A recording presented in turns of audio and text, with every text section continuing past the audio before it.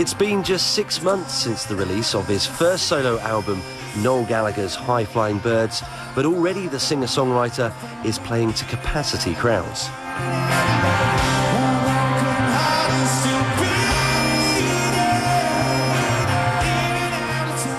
The music on this album, I think like most of your music, is brilliant. It's brilliant and very well crafted. Very well crafted. Deceptively fantastic lyrics, brilliantly played, with the minimum of fuss, and criminally underrated, particularly in America.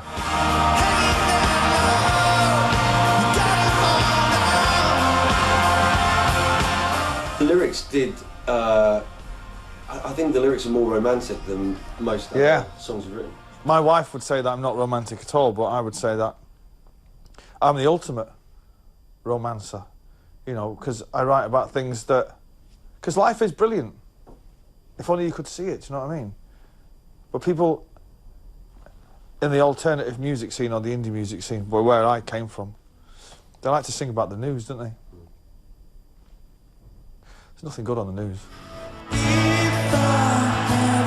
Gallagher's solo success is probably not surprising. It was he, after all, who penned the lion's share of Oasis hits. Do you ever think, going back to those times, it amazes you that all the ambitions and dreams from that time have been fulfilled? Half of me is arrogant enough to think, well, why wouldn't it?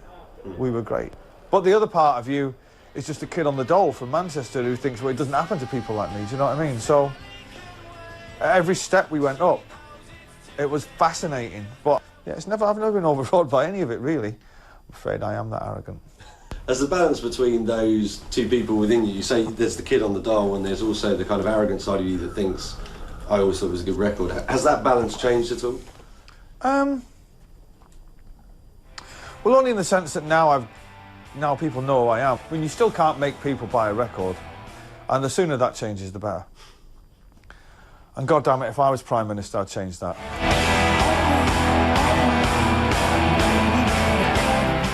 Did you ever have kind of tougher times? I never had a breakdown. I know, you know, most people have breakdowns, don't they, and go and see a psychiatrist and all that. We just got stuck into more drugs.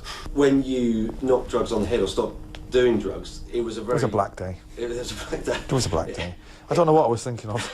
But it seemed a very pragmatic decision. Well, you know, to be quite honest, vanity more than anything took over there. Where it's like, you can't be doing drugs when you're approaching your mid-30s and getting in. And I've got, you know, I couldn't do it now. I've got kids anyway. Do you know what I mean? But it ain't. There comes a point where it's not cool anymore, and I just couldn't be bothered anymore. And I wanted a change of friends, and I wanted a change of scene, and that was it. You know, I didn't wean myself off it. A little bit less, a little bit less, a little bit less. It was like, no more, that's it. It was going right up and then just stopped. I've got the will of an Iron Man. Do you think that helped you kind of sail through the success as you did, rather than going down those roads of kind no, of anxiety? I like to enjoy myself, and I certainly did back then. And I was never ashamed of the success, because all my success and the band's success, we created that.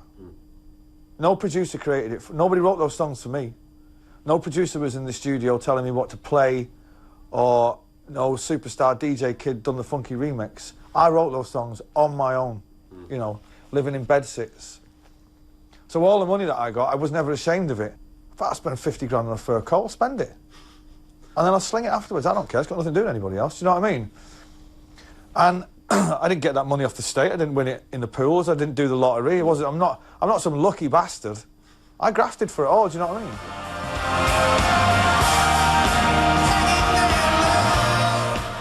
But as yet, Gallagher's success has not taken the shape of a Grammy Award.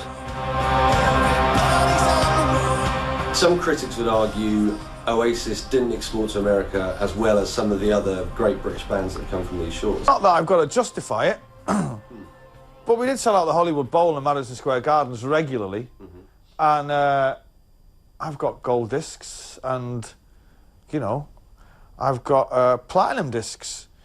I've got you know, I've got the house to prove it, Sonny Jim. And you don't get that from selling records in Dagenham, let me tell you. Today was gonna be the day. We got off on the wrong foot with Americans. Americans are extremely professional corporate people. And we kind of treated that attitude with a bit of contempt. You know, 4 tours in a row were either never started or never finished. We didn't have a front man like Bono or Chris Martin. You know, we had a different kind of front man. It was like Johnny Rotten, do you know what I mean? And, but there you go. But I don't think anybody in Oasis would look back on it with any regret. I remember once doing it was the only time I've ever been on the cover of Rolling Stone. And they'd set aside 8 hours for a photo shoot. 8 hours for a photo shoot. I think we stayed for 1 hour and 45 minutes. And then we left. We haven't got time for that. You know, minibar was open, wasn't it?